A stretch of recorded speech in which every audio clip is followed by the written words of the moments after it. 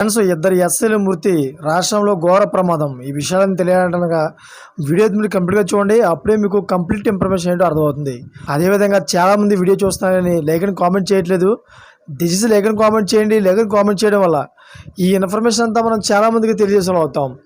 అదేవిధంగా చాలామంది సబ్స్క్రైబ్ చేసుకోవడం మాత్రం మర్చిపోతున్నారు. దయచేసి సబ్స్క్రైబ్ చేసుకోండి. సబ్స్క్రైబ్ చేసుకోవడం వల్ల నేను చేసే ప్రతి ఒక్క అప్డేట్ మీరు ముందుగానే పొందగలుగుతారు.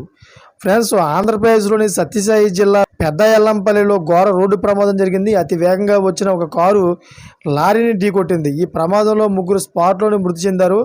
మృతులు అన్నమయ్య జిల్లా మదనపల్లికి చెందిన వారుగా పోలీసులు గుర్తించారు. కాగా మృతి చెందిన ముగ్గురు సొంత అన్నదమ్ములు అని తెలిసింది.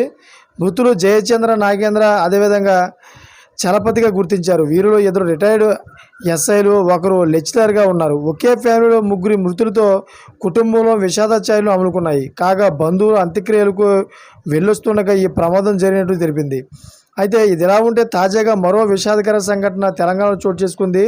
సూర్యాపేట జిల్లా ఎర్కాపురం గ్రామానికి చెందిన కుర్ర సైదులు కొడుకు పరమేశ్ రోజువారీ కూలి. అతడు హయాత్ నగర్లో నివాసం ఉంటూ రోజు కూలి పని చేసుకుంటున్నాడు.